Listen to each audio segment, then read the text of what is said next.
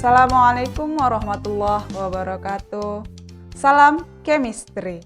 Selamat pagi anak-anak semua, semangat pagi. Hari ini kita akan kembali melanjutkan materi sifat koligatif larutan untuk submateri tekanan osmosis. Sebelum kita jauh membahas apa itu tekanan osmosis, terlebih dahulu kita harus tahu apa itu osmosis. Osmosis merupakan peristiwa mengalirnya molekul-molekul pelarut ke dalam larutan secara spontan melalui selaput semi permeabel atau disebut dengan peristiwa mengalirnya molekul-molekul zat pelarut dari larutan yang lebih pekat. Nah, tadi ada istilah membran semi permeabel. Apa itu membran semi permeabel? Membran semi permeabel merupakan selaput yang hanya dapat dilalui oleh molekul-molekul pelarut, sedangkan molekul-molekul zat terlarut tidak dapat menembusnya.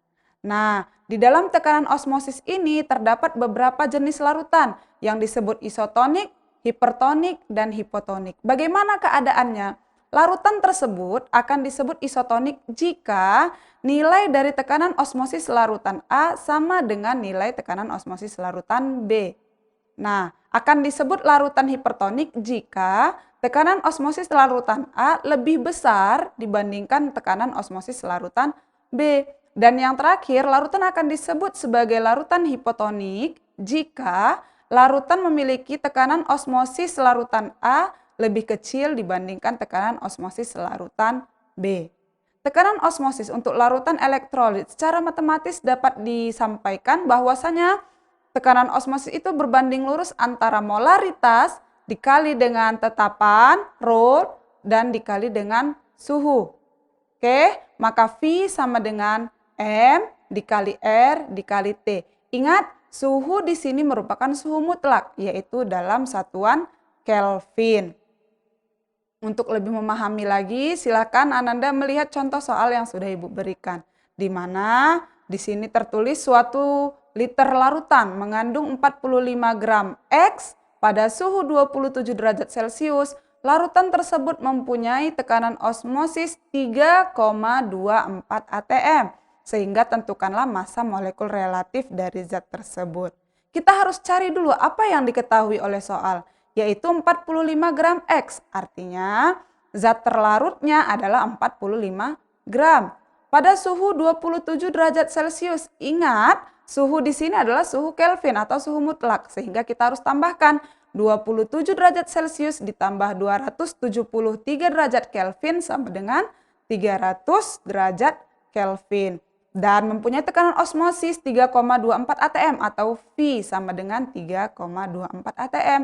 Sehingga kita masukkan ke dalam persamaannya, V sama dengan M dikali R dikali T. 3,24 sama dengan gram per mR dikali 1000 per pelarut dikali R dikali T. Maka kita dapatkan 3,24 sama dengan 45 dibagi mR-nya, itu yang dicari, dikali 0,082 dikali 300. Maka didapatlah mR sama dengan 45 dikali 0, nah kita akan lihat penyelesaiannya. V sama dengan M dikali R dikali T. Untuk sebelumnya Ibu sudah memberitahu bahwasanya M itu molaritas, nilainya sama dengan molalitas. Perbedaannya berada pada zat pelarut. Jika molalitas zat pelarutnya itu dalam satuan gram, jika molaritas zat pelarutnya itu dalam satuan mililiter.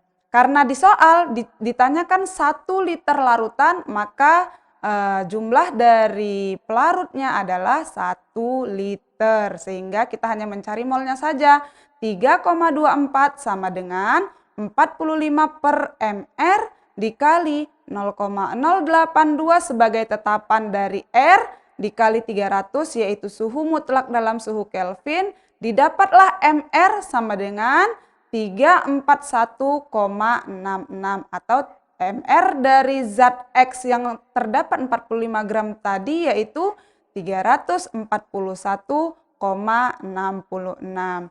Nah, demikianlah untuk penerapan rumusnya, memasukkan nilai rumus, semoga Anda memahami. Selain dari itu, kalian harus memahami penerapan tekanan osmosis dalam kehidupan sehari-hari. Ada banyak hal Yang pertama yang paling sering kita dengar yaitu tentang cuci darah. Pasien penderita gagal ginjal harus menjalani terapi cuci darah itu menggunakan metode tekanan osmosis. Selain itu, bagaimana cara membasmi lintah? Kenapa lintah kan kita gunakan garam untuk mematikannya? Selain itu ada pengawetan makanan dan yang terakhir penyerapan air oleh akar tanaman. Demikianlah materi dari tekanan osmosis untuk hari ini. Semoga Ananda dapat memahaminya. Ibu akhiri, wassalamualaikum warahmatullahi wabarakatuh.